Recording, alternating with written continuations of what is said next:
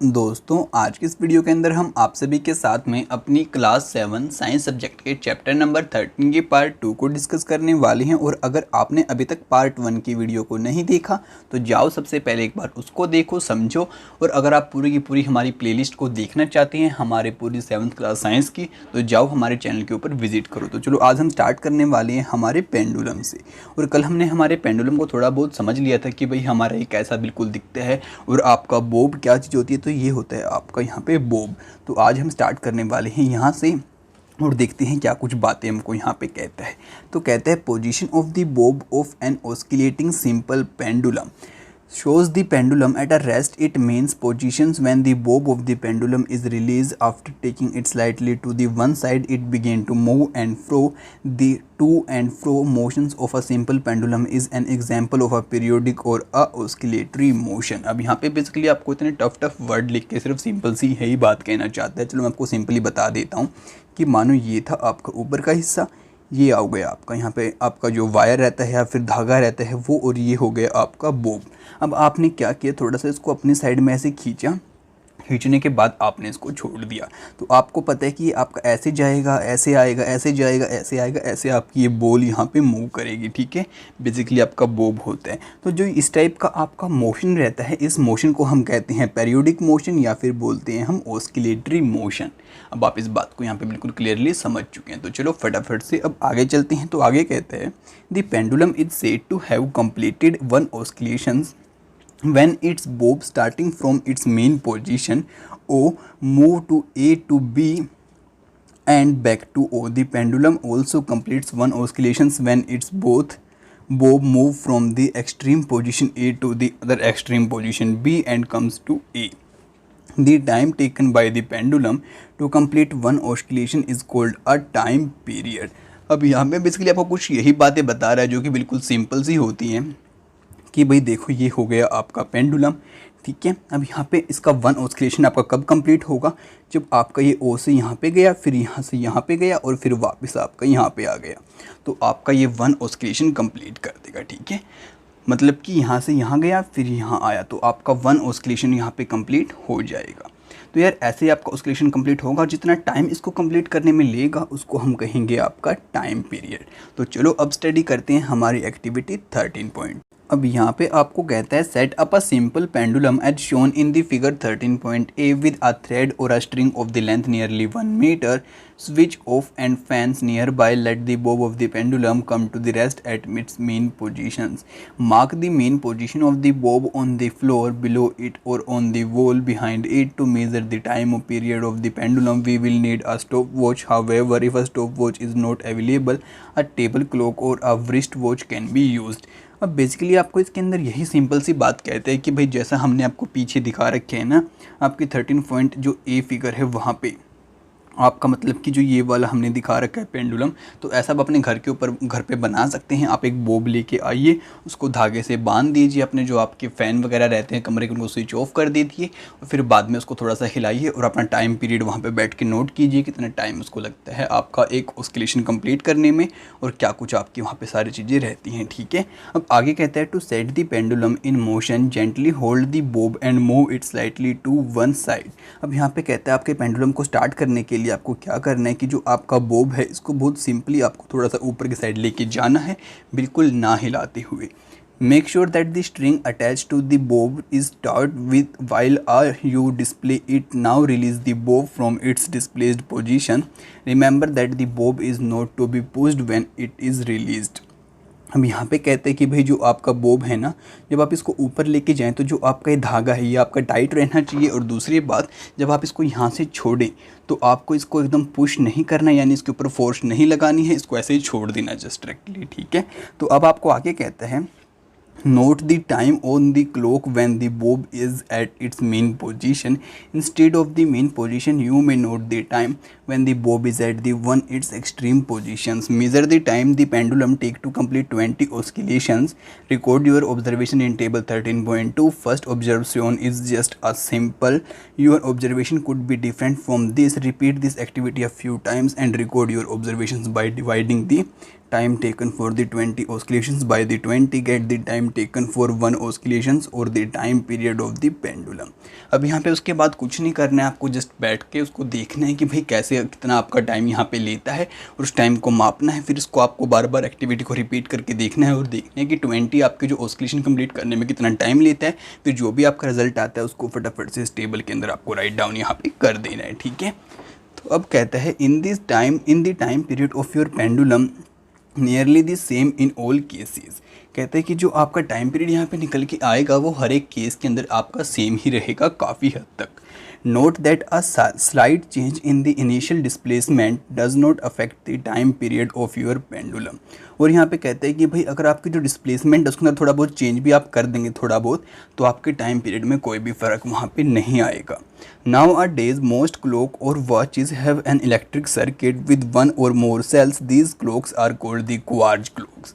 अब यहाँ पे कहते हैं कि आज के टाइम पे आपकी जो घड़ियाँ आती हैं बेसिकली उनके अंदर क्या होता है, आपका इलेक्ट्रिक सेल रहता है, सर्किट रहता है, तो इसलिए हम उनको क्या कहते हैं, क्वार्ज क्लॉक्स कहते हैं।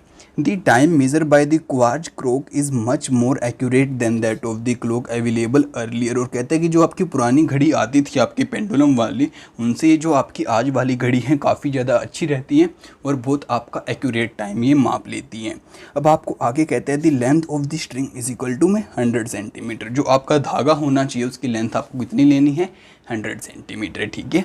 अब आगे कहते हैं there is an interesting story about the discovery of the time period of a given pendulum is constant. तो अब आपको एक इंटरेस्टिंग सी स्टोरी बताएगा आपके पेंडुलम के टाइम पीरियड को कैलकुलेट करने के लिए, जो कि आपका कांस्टेंट रहता है, आपको पता है। तो चलो फटाफट से स्टोरी को स्टडी करते हैं। अब कह रहे हैं you might have heard the name of the famous scientist Galileo Galilei. It is said that the once Galileo was sitting in a church he noticed that a lamp suspended from the ceiling with a chain was moving slowly from the one side of to the other. He was surprised to find out his pulse beat the same numbers of times during the interval in which the lamp complete one oscillation. अब यहाँ पे क्या होता है कि जो आपका famous scientist था गैलीलियो गैलीली, वो क्या करता है, चर्च में गया हुआ होता है। वो चर्च में जब गया हुआ होता है तो ऊपर की तरफ ध्यान जाता है तो वो देखता है जो भी यहाँ पे छत है ना, वहाँ से आपका एक बहुत बड़ा क्या लटका हुआ है, आपका झूमर टाइप में लटका हुआ है चेन के साथ में। फिर वो क्या था, थोड़ा थोड़ा आपका घूम रहा था, यानी कि मतलब थोड़ा सा ऐसे आगे आपका मानो ये हो गई चैन ऊपर से और ये हो गया कुछ ऐसा झूमर। अब ये आपका एक बार इधर जा रहा था एक बार इधर, यानी कि आपके पेंडुलम की तरह ये काम कर रहा था। तो वो क्या करता है, जो उसकी पल्स होती हैं, पल्स आपने स्टडी की थी आपके इससे पिछले वाले चैप्टर के अंदर आपके हार्ट के अंदर, ठीक है। तो अपनी पल्स को माप के देखता है, जो उसकी पल्स का रेट होता है साथ में पेंडुलम का मूव करना होता है वो काफ़ी हद तक सेम रहते हैं। Galileo experimented with various pendulum to verify his observation. फिर वो इसको वेरीफाई करने के लिए और अलग अलग टाइप के पेंडुलम्स के साथ में जाके ट्राई करता है अपने घर पे जाने के बाद में। He found that a pendulum of a given length takes always the same time to complete one oscillation. और वो क्या बात पाता है कि भाई कोई भी पेंडुलम हुआ वो सेम ही टाइम लेता है आपकी ऑस्किलेशन को कंप्लीट करने में। This observed lead to the development of pendulum clock, winding clocks and the wrist watches were refinement of the pendulum clocks. और कहते हैं यहीं से जन्म हुआ था जो आपकी पेंडुलम क्लॉक आपकी पुराने टाइम के अंदर आनी स्टार्ट हुई थी उनका, और उसके बाद फिर आपका जो पेंडुलम क्लॉक थी वो बाद में चेंज होती चली गई। आज जो आप अपने हाथ पे बांधते हैं उन वॉचेस के अंदर और जो आपकी दीवार के ऊपर घड़ी लगाई जाती हैं उनके अंदर। अब आपको आगे बताते हैं units of time and speed. जो आपका स्पीड रहता है, टाइम रहता है, इनकी कोई यूनिट तो होती होगी ना, जिससे हम बता पाते। जैसे आप भाई कभी बनाना लेने जाते हो तो आप कहते हो भैया 2 किलो केले दे दो, 2 दर्जन केले दे दो, या फिर 1 दर्जन केले दे दो, तो आप उसको कुछ ऐसा बताते हो तो उसको पता चलता है। तो इसलिए हमें यूनिट की बहुत ज़्यादा रिक्वायरमेंट यहाँ पे रहती है। बाकी आपका यूनिट का चैप्टर भी था आपकी 6th क्लास के अंदर, अगर आपने उसको स्टडी नहीं किया तो जाओ फटाफट से उसको स्टडी कर लो। बाकी चलो अब हम स्टडी करते हैं आगे। तो आगे कहते हैं the basic unit of time is a second. जो आपका टाइम रहता है ना उसकी बेसिक यूनिट कौन सी है, आपकी सेकेंड, ठीक है। इट सिंबल इज़ एस, और इसका सिंबल क्या रहता है आपका छोटा सा s. Large unit of the time are the minutes and hours. और जो अगर हम आपके टाइम की बड़ी यूनिट्स की बात करें तो वो रहती है आपकी कौन सी, हावर रहती है और मिनट रहती है। You already know how these units are related to the one another. और आप इस बात को भी जानते हैं कि भाई ये जो यूनिट हैं आपकी, भाई सेकंड हो गया, मिनट हो गया, हावर हो गया, एक दूसरे से कैसे आपकी यहाँ पे रिलेट करती हैं। What would be the basic unit of speed. तो जो आपकी स्पीड रहती है उसकी बेसिक यूनिट क्या होती है। Since the speed is distance by में टाइम, आपकी जो स्पीड होती है वो आपको पता है क्या है, डिस्टेंस बाय में time. The basic unit of the speed is the metre per second. हम यहाँ पे बाय नहीं बोलेंगे, इसको मीटर बाय सेकंड नहीं बोलेंगे, हम इसको कहते हैं metre per second. Of course it could also be express in the other unit such as the metre per minute और किलोमीटर पर हार। और हम इसको दूसरी यूनिट्स के अंदर भी बता सकते हैं, जैसे कि भाई आपका मीटर पर मिनट हो गया और किलोमीटर पर हार हो गया। You must remember that the symbols of all units are written in a singular. Some examples we write 50 kilometer and the 50 kilometers or 8 centimeters or 8 centimeters. अब यहाँ पे आपको कहते हैं कि भाई आपको इस बात का पक्का याद रखना है कि जो भी आपकी यहाँ पे यूनिट होती हैं वो हरदम आपकी सिंगुलर के अंदर लिखी जाती हैं, वो कभी भी आपकी प्लूरल के अंदर नहीं लिखी जाती। जैसे कि आपको यहाँ पे दिखा रखा है, यहाँ पे लिखा है 50 किलोमीटर, अब यहाँ पे आ गया 50 किलोमीटर से, यानी कि पीछे एस लग चुका है, तो ये एस यहाँ पे गलत है। और ऐसे आपको यहाँ पे शो कर रहा है आपका 8 सेंटीमीटर, उसके बाद में रखा है 8 सेंटीमीटर्स, तो यहाँ पे आपका एस गलत है, ठीक है। तो आपकी हमेशा किसके अंदर रहेंगी, सिंगुलर के अंदर। Boojho is wondering how many seconds there in a day और how many hours in a year, can you help him. तो यहाँ पे बोजो जो था ना वो कन्फ्यूज़ हो जाता है और वो क्वेश्चन पूछता है आप सभी से कि भाई जो आपका एक दिन रहता है उसमें कितनी आपकी सेकंड होती हैं और जो आपका पूरा साल रहता है उसमें कितने आपके घंटे होते हैं। तो इस क्वेश्चन का बहुत सिंपल जवाब होने वाला है, आप कमेंट करके मेरे को पक्का बताना और अपनी क्यूरियोसिटीज़ जगाना, इसको आंसर ढूंढने की कोशिश करना और मेरे को भी बताना, ठीक है। बाकी मेरे को पता है मैं आपको नहीं बताऊँगा, ये आपका एज अ टेस्ट है, होमवर्क है।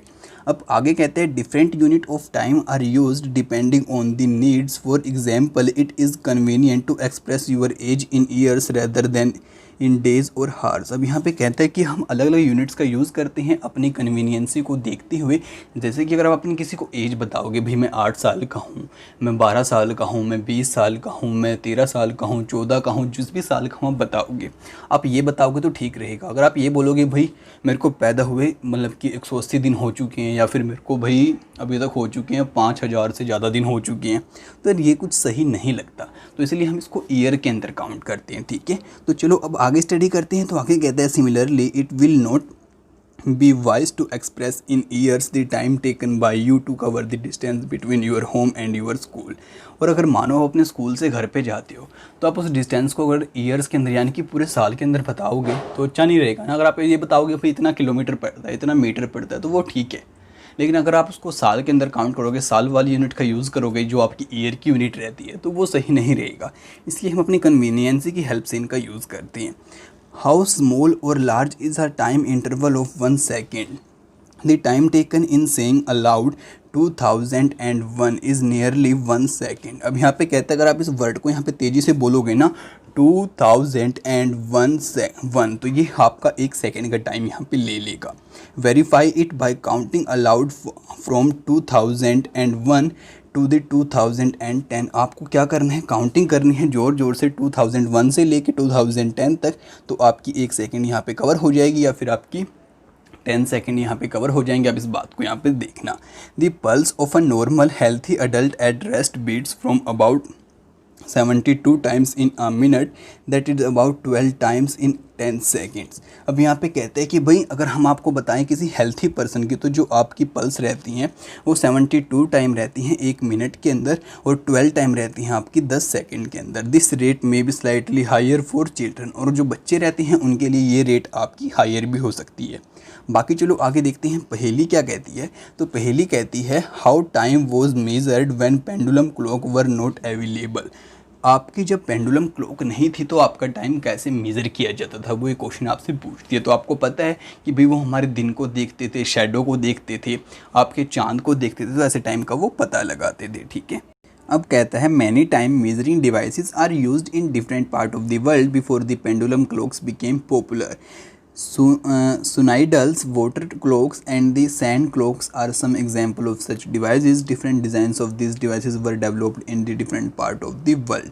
अब यहाँ पे आपको कहते हैं बाकी वो लोग शेडो का तो यूज़ करते ही थे और साथ में क्या क्या चीज़ें करते थे कि भाई जब हमारी पेंडुलम क्लॉक नहीं थी तो आपको पता है कि भाई आपकी बहुत सारी चीज़ें ऐसी थी जैसे कि आपको स्नाइडल हो गया, आपकी वाटर क्लॉक हो गई और आपकी सैंड क्लॉक। सैंड यार आपने देखोगे बहुत बार मूवीज़ के अंदर कुछ ऐसी आपकी क्लॉक रहती है, यहाँ पे आपकी मिट्टी डली हुई होती है और यहाँ पे नीचे की साइड वो गिरती है, ठीक है। तो यार उस टाइप की क्लॉक्स का वो यहाँ पे यूज़ करते थे। बाकी यार इनकी पिक्चर्स मैं आपको आगे चल के यहाँ पे दिखा भी दूंगा, ठीक है। हम आगे यहाँ पे कहते हैं मेजरिंग स्पीड। तो अब हम जो हमारी स्पीड रहती है उसको कैसे मापते हैं, तो इस वाले टॉपिक को हम बाद में स्टडी करेंगे, लेकिन उससे पहले एक बार हम इनकी पिक्चर्स यहाँ पे देख लेते हैं। तो यार देखो ये हो गया आपका सुनाइडल्स, जो कि अब हम मेरे ख्याल से जंतर मंतर के आसपास हमें देखने को आपका यहाँ पे मिल जाता है दिल्ली के अंदर। और उसके बाद ये हो गई आपकी सैंड क्लॉक यहाँ पे और ये हो गई आपकी वाटर क्लॉक यहाँ पे। तो आप इन सभी को यहाँ पे देख सकते हैं, समझ सकते हैं, ठीक है। तो चलो अब चलते हैं फटाफट से आगे और जानते हैं हमारी स्पीड को कि जो हमारी स्पीड है उसको हम कैसे माप सकते हैं। कहता है having learned how to measure time and distance you can calculate the speed of an object, let us find out the speed of a ball moving along the ground. अब यहाँ पे कहते हैं कि भाई इस बात को जानने के बाद कि भाई जो हमारा टाइम है उसको हम कैसे मापते हैं, जो हमारी दूरी है, डिस्टेंस है, उसको हम कैसे मापते हैं, तो हम स्पीड का पता ईजिली लगा सकते हैं। क्योंकि आपको पता है आपकी स्पीड क्या होती है, डिस्टेंस अपॉन में टाइम। हमने इस बात को भी स्टडी किया था। चलो इसके लिए हमारे पास गिवन है एक्टिविटी 3.3। तो यहाँ पे कहता है draw a straight line on the ground with chalk powder or a lime and ask one of your friend to stand 1-2 metre away from it, let your friend gently roll a ball along the ground in a direction perpendicular to the line. अब यहाँ पे कहते हैं कि आप एक काम करो, आपके ग्राउंड के ऊपर ऐसे कोई लाइन सीधी यहाँ पे खींच दो। उसके बाद अपने एक फ्रेंड को बोलो कि भाई तू यहाँ पे बैठ। चलो मानो आपका ये फ्रेंड यहाँ पे बैठ गया, इसको बोल भाई तो अपने हाथ में बॉल ले और इस तरफ इसको ऐसे रोल कर दे, ठीक है। अब आगे कहते हैं note the time at the moment the ball cross the line and also when it come to the rest how much time does the ball take to come rest. उसके बाद आपको टाइम नोट करना है कि भाई किस time पे तो आपकी बॉल ने क्या किया, आपकी जो लाइन थी उसको क्रॉस किया और कौन से टाइम पे जो आपकी बॉल थी ऐसे मोशन से आपकी रेस्ट में आके यानी कि एक जगह आके आपकी रुक गई, ठीक है। The smallest time interval that can be measured with the commonly available clocks and watches in 1 second। अब यहाँ पे कहते हैं कि जो आपके घर पे क्लॉक रहती हैं वो कम से कम आपका 1 सेकंड का टाइम आपका इजीली माप सकती हैं। तो अब जानो कि भाई कितना टाइम उसको वहाँ पे लगा। However, now special clocks are available that can measure time in intervals smaller than a second। और कहते हैं कि कुछ हमारी ऐसी स्पेशल टाइप की घड़ियाँ भी आती हैं जो कि आपका 1 सेकंड से भी कम जो हमारा टाइम रहता है उसको भी माप सकती हैं। Some of these clocks can measure time interval as small as 1 millimonth और इवन 1 बिलियनथ ऑफ अ सेकेंड। कहते हैं कि कुछ हमारी जो क्लॉक रहती हैं इतनी छोटा टाइम भी माप सकती है, यानी कि आपकी 1 सेकेंड का 1 मिलियंथ और आपकी 1 सेकेंड का 1 बिलियंथ भी माप सकती हैं, ठीक है। You might have heard the term like the micro second and the nano second. आपने इन बातों को भी सुना होगा कि भाई आपका माइक्रो सेकेंड होता है, नैनो सेकेंड होता है। तो जो आपका माइक्रो सेकेंड होता है वो मिलियनथ होता है आपकी 1 सेकेंड का, और जो नैनो होता है वो होता है आपका 1 बिलियनथ ऑफ अ सेकेंड। तो देखो कितना छोटा टाइम भी आपकी घड़ियाँ जो होती हैं आजकल की माप लेती हैं।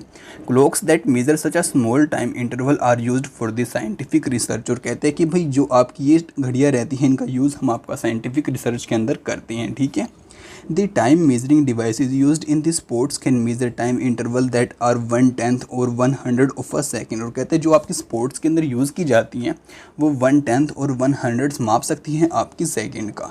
On the other hand, times of historical events are stated in the terms of the centuries or millenniums। The age of a star or a planet are often expressed in the billion of years। और कहते हैं कि अगर हमारे जो सन हो गया, planets हो गई हमारी, इनके टाइम को मापने के लिए हम यूज़ करते हैं हमारे बिलियन ईयर्स का, मिलियन ईयर्स के टाइम का। Can you imagine the range of the time interval that have to deal with. क्या आप इस बात से जान सकते हैं कि हम कितना छोटा टाइम माप सकती हैं, यानी कि 1 बिलियनथ जो हमारा नैनो सेकेंड रहता है उसको माप सकते हैं। और जो हमारा देखो मतलब कि ईयर्स का, जो हमारे बिलियन ईयर्स हो गए, मिलियन, इतना बड़ा हमारे पास टाइम इंटरवल है और उसके बीच का हम कितना ज़्यादा टाइम यहाँ पे माप सकते हैं। तो आज के पार्ट को हम यहीं पे एंड करते हैं। अब नेक्स्ट पार्ट की वीडियो भी आप सभी को बहुत जल्दी ही देखने को मिल जाएगी, तो उसको सबसे पहले देखने के लिए हमारे चैनल को सब्सक्राइब करना बिल्कुल भी मत भूलना और इस वीडियो को अपने दोस्तों के साथ में शेयर जरूर करना चाहिए, अगर वो भी घर बैठे बैठे स्टडी कर पाएँ। तो आपसे मिलते हैं अगली वीडियो में जल्दी, तब तक के लिए दोस्तों बाय बाय।